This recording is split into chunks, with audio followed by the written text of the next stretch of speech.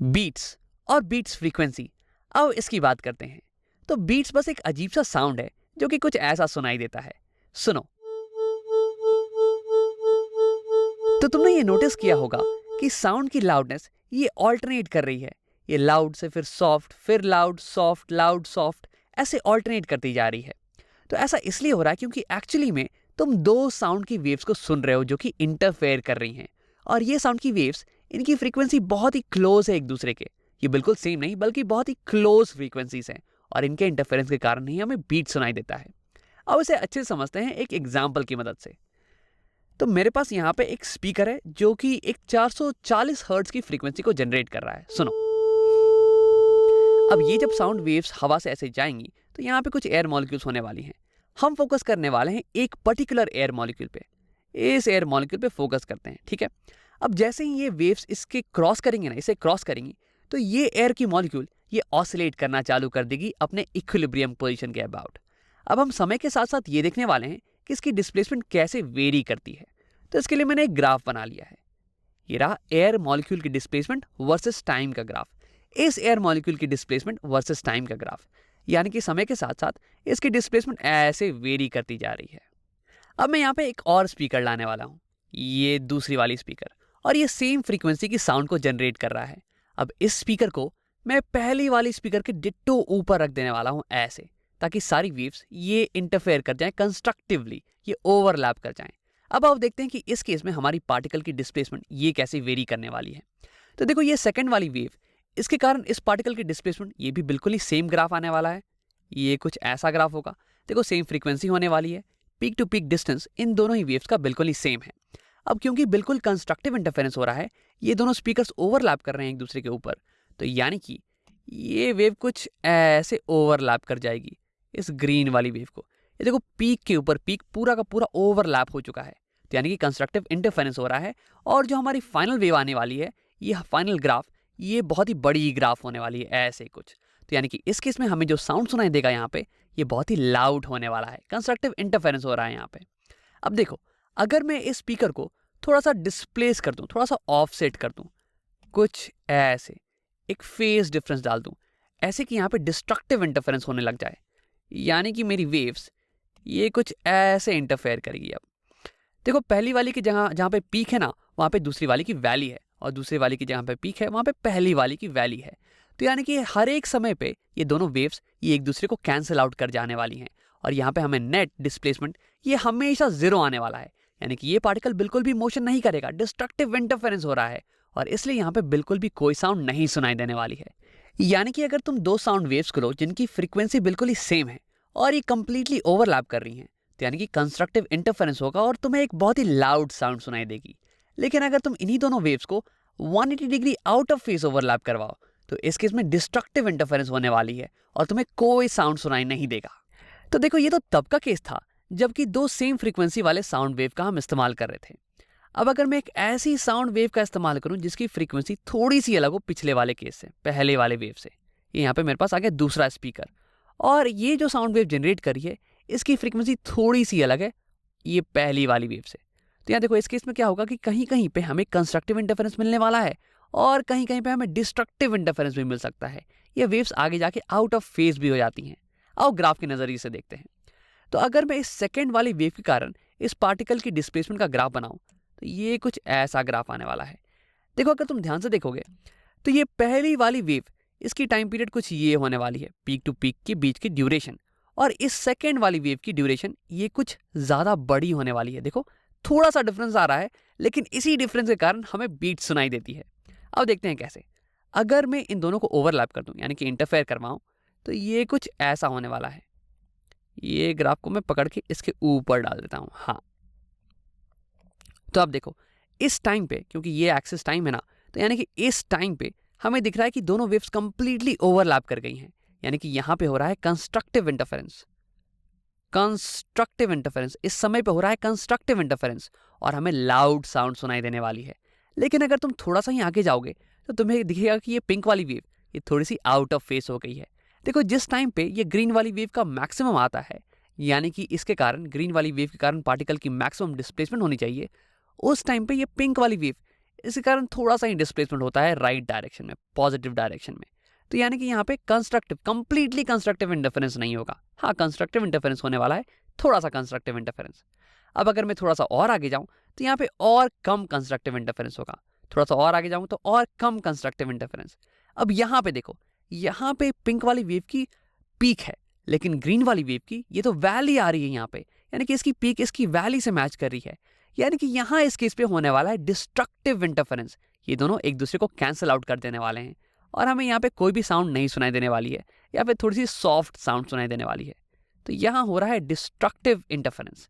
अब अगर मैं थोड़ा सा और आगे जाऊँ तो यहाँ पे देखो, ये जो ग्रीन वाली वेव है इसका पीरियड कम है, यानी कि ये एक एक्स्ट्रा साइकिल कवर कर जाती है और यहाँ पे आके ये फिर से कंप्लीट ओवरलैप कर रही है इस पिंक वाली वेव के साथ। तो यहाँ होने वाला है फिर से कंस्ट्रक्टिव इंटरफेरेंस। कंस्ट्रक्टिव इंटरफेरेंस, तो देखो, कंस्ट्रक्टिव फिर डिस्ट्रक्टिव फिर कंस्ट्रक्टिव, यानी कि तुम्हें इस समय लाउड साउंड सुनाई देगी, फिर थोड़ी सॉफ्ट साउंड सुनाई देगी, फिर थोड़ी लाउड साउंड सुनाई देगी। तो यानी कि अगर तुम यहाँ पे खड़े हो इस पार्टिकल के बगल में और साउंड को सुन रहे हो, तो तुम्हें साउंड की लाउडनेस में एक फ्लक्चुएशन सुनाई देने वाला है। जब ये वाला पोर्शन हिट करेगा तो यानी कि तुम्हें एक लाउड साउंड सुनाई देगी, क्योंकि यहाँ पे हो रहा है कंस्ट्रक्टिव इंटरफेरेंस। और जब ये वाला पोर्शन हिट करेगा तो तुम्हें एक सॉफ्ट साउंड सुनाई देगी, क्योंकि यहाँ पे हो रहा है डिस्ट्रक्टिव इंटरफेरेंस। अब इसी फ्लक्चुएशन इन लाउडनेस, इसी को हम कह देते हैं बीट्स। अब इसे एक बार बजा के सुन भी लेते हैं। मैं प्ले करने वाला हूँ एक 440 हर्ट्ज की फ्रीक्वेंसी ऑफ साउंड को। ये कुछ ऐसी सुनाई देने वाली है, सुनो। अब फिर मैं प्ले करने वाला हूँ एक ऐसी फ्रीक्वेंसी जो कि बहुत ही क्लोज हो इस 440 हर्ट्ज के। मैं प्ले करूंगा 443 हर्ट्ज की फ्रीक्वेंसी। ये कुछ ऐसी सुनाई देने वाली है। अब वैसे तो तुम्हें इन दोनों फ्रीक्वेंसी के बीच में ज़्यादा अंतर समझ में नहीं आया होगा, लेकिन अगर मैं इन दोनों फ्रीक्वेंसी को साथ में प्ले करूँ ना, तो हमें बीट सुनाई देने वाली है। सुनो, कुछ ऐसे। तो ये जो फ्लक्चुएशन तुम्हें सुनाई दे रहा है साउंड की लाउडनेस में, लाउड सॉफ्ट, इसी को हम कह देते हैं बीट्स। अब आप बात करते हैं बीट फ्रीक्वेंसी के बारे में। अब देखो, जैसे कि नाम बोलता है बीट फ्रीक्वेंसी, ये होती है फ्रीक्वेंसी ऑफ बीट्स, यानी कि एक सेकंड में कितने बीट्स प्रोड्यूस हो रहे हैं, कितने बीट्स सुनाई दे रहे हैं। अब देखो, एक बीट होता है यानी कि जब साउंड लाउड होके सॉफ्ट हो जाए और फिर से लाउड हो जाए वापस, तो इसे हम कह देते हैं एक बीट। और ये जितना होगा एक सेकंड में, उसी को हम कह देंगे बीट फ्रीक्वेंसी। या फिर हम इसे ऐसे भी देख सकते हैं कि एक सेकंड में कितनी बार साउंड की वेव फॉर्म ये कंस्ट्रक्टिव से डिस्ट्रक्टिव होकर वापस से कंस्ट्रक्टिव हो जाए। तो यानी कि इस पर्टिकुलर फॉर्म को हम कह देते हैं एक बीट। और जितनी बार ये हो रहा होगा एक सेकंड के अंदर, उसे हम कह देंगे बीट फ्रीक्वेंसी। अब अगर बीट फ्रीक्वेंसी ये एक बड़ा नंबर आ जाए, यानी कि बहुत ज़्यादा बीट सुनाई देने वाली है पर सेकंड, और अगर बीट फ्रीक्वेंसी ये एक छोटा नंबर आ जाए, तो यानी कि बहुत ही कम बीट सुनाई देने वाली है पर सेकंड। अब आप देखते हैं कि बीट फ्रीक्वेंसी को कैलकुलेट कैसे किया जाए। तो हम इस वीडियो में बात करने वाले हैं केवल बीट फ्रीक्वेंसी के फॉर्मूले के बारे में।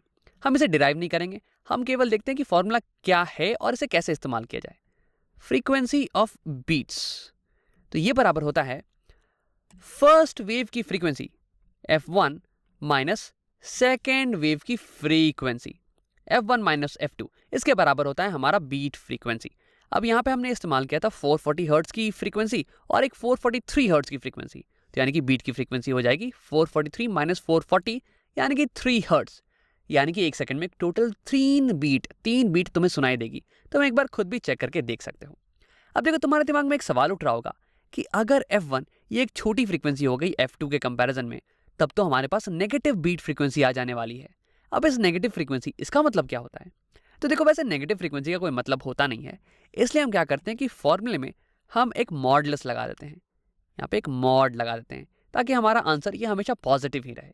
अब अगर तुम्हें बीट्स जनरेट करनी हो, तो तुम्हें दो ऐसी साउंड वेव्स को इंटरफेयर करवाना पड़ेगा जिनकी फ्रीक्वेंसी थोड़ी अलग अलग हो। अब जब भी दो वेव्स इंटरफेयर करती हैं, तो हमारे पास एक फाइनल नेट वेव आ जाती है, और यही नेट वेव ये हमारे कानों में जाने वाली है और हमें बीट सुनाई देगी। अब देखो, ये नेट वेव निकालने के लिए हमें इन दोनों वेव्स को ऐड करना पड़ेगा।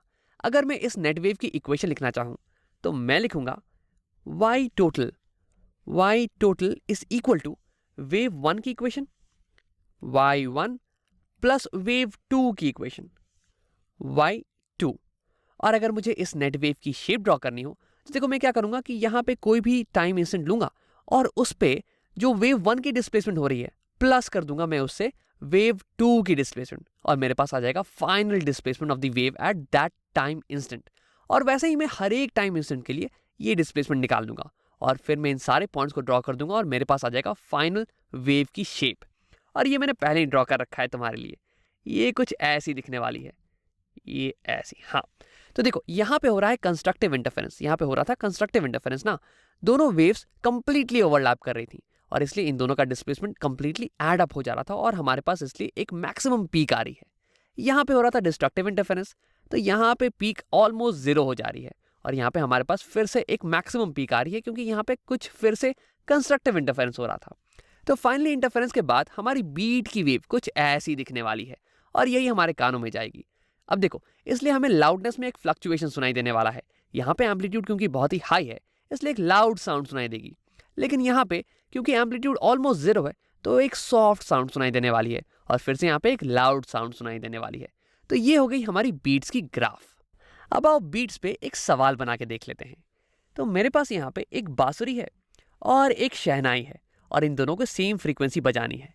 मान लो कि कुछ 440 हर्ट्ज, और ये बांसुरी ये तो करेक्ट फ्रीक्वेंसी बजा रही है, 440 हर्ट्ज की फ्रीक्वेंसी ये बजा रही है।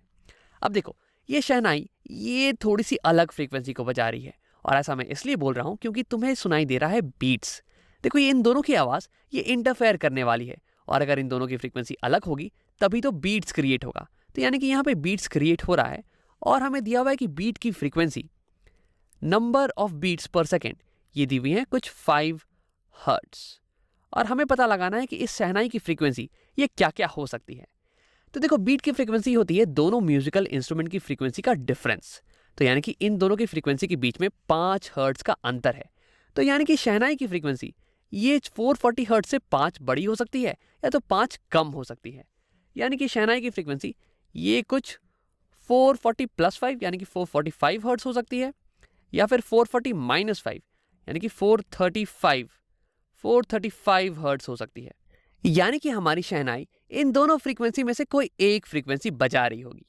अब देखो, वैसे इस बीट फ्रीक्वेंसी का इस्तेमाल करते हैं म्यूजिशियंस अपने म्यूजिकल इंस्ट्रूमेंट को ट्यून इन करने के लिए। मान लो कि तुम्हारे पास एक गिटार है और इसे बजाना चाहिए 440 हर्ट्ज। अब तुम्हें ये चेक करना है कि तुम्हारी गिटार सही काम कर रही है कि नहीं। तो इसके लिए तुम किसी मशीन पे 440 हर्ट्ज की फ्रीक्वेंसी को प्ले करना और इसके साथ साथ तुम अपने गिटार को भी प्ले करना। अब ये दोनों साउंड ये इंटरफेयर करने वाली हैं और इंटरफेयर करने के बाद अगर तुम्हें बीट सुनाई दे तो इसका मतलब कि तुम्हारी गिटार सही फ्रीक्वेंसी प्ले नहीं कर रही है, इसे तुम्हें और ट्यून करने की ज़रूरत है। और इसके बाद तुम फिर से चेक करोगे और इसे तब तक चेक करते रहोगे जब तक कि बीट सुनाई देना बंद नहीं हो जाए, क्योंकि जब तुम्हारी गिटार की फ्रीक्वेंसी 440 को मैच कर जाएगी तब ये दोनों फ्रीक्वेंसी सेम हो जाने वाली है और अगर फ्रीक्वेंसी सेम हो साउंड वेव की तो बीट सुनाई नहीं देती है। तो यहाँ मेरे शहनाई वाले को अपनी फ्रीक्वेंसी तब तक चेंज करती रहनी पड़ेगी जब तक कि बीट सुनाई देना बंद नहीं हो जाए। तो यानी कि अगर उसकी फ्रीक्वेंसी 445 हर्ट्ज है तो उसे अपनी फ्रीक्वेंसी कम करनी पड़ेगी और अगर 435 हर्ट्ज है तो उसे अपनी फ्रीक्वेंसी बढ़ानी पड़ेगी। लेकिन मेरे शहनाई वाले को पता कैसे पड़ेगा कि वो कौन सी फ्रीक्वेंसी बजा रहा है अभी, क्योंकि दोनों पे ही सेम बीट सुनाई देने वाली है। तो देखो, इसके लिए उसे हिट एंड ट्रायल करना पड़ेगा। उसे अपनी फ्रीक्वेंसी बढ़ानी या फिर कम करनी पड़ेगी और फिर उसे सुनना पड़ेगा कि बीट्स के साथ साथ क्या हो रहा है, बीट्स कम हो रही हैं या फिर बीट्स बढ़ रही हैं। अगर बीट्स कम हो रही हैं तो अच्छी बात है, लेकिन अगर बीट्स बढ़ रही है तो ये गलत बात है। देखो, मान लो कि अगर वो 445 हर्ट्ज की फ्रीक्वेंसी बजा रहा है तो अभी हमें बीट सुनाई देगी कुछ ऐसे, wow wow wow wow wow. और अगर मान लो कि उसने अपनी फ्रीक्वेंसी बढ़ा दी, कुछ 450 हर्ट्ज की कर दी, तो यानी कि ये डिफरेंस ये बढ़ गया। तो यानी कि बीट की फ्रीक्वेंसी बढ़ गई और अब तुम्हें साउंड कुछ ऐसा सुनाई देने वाला है, wow wow wow wow wow wow wow. तो यानी कि शहनाई वाले को पता चल जाएगा कि उसे ऑपोजिट डायरेक्शन में जाना है, उसे अपनी फ्रीक्वेंसी को कम करना है। तो अगर उसने फ्रीक्वेंसी को लो कर दिया, कुछ 443 हर्ट्ज कर दी, तो उस केस में बीट की फ्रीक्वेंसी 5 से और कम हो जाने वाली है और तुम्हें कुछ साउंड ऐसी सुनाई देगी, वाओ वाओ वाओ वाओ। और उसके बाद अगर उसने फ्रीक्वेंसी को और कम कर दिया, 440 हर्ट्ज को मैच करवा दिया, तो उस केस में तुम्हें कोई भी बीट सुनाई नहीं देने वाली है और तुम्हें कुछ ऐसी साउंड आएगी, ओ। तो ऐसे करके तुम किसी भी म्यूजिकल इंस्ट्रूमेंट को ट्यून कर सकते हो। अब आओ एक बार रिकैप कर लेते हैं। हमने ये देखा कि अगर हमें बीट जनरेट करना है तो हमें कुछ दो ऐसी साउंड वेव्स को इंटरफेयर करवाना पड़ेगा जिनकी फ्रीक्वेंसी थोड़ी सी अलग हो, ऐसे। अब इस केस में क्या होगा कि कहीं पे कंस्ट्रक्टिव इंटरफेरेंस होने वाला है और कहीं पे डिस्ट्रक्टिव इंटरफेरेंस।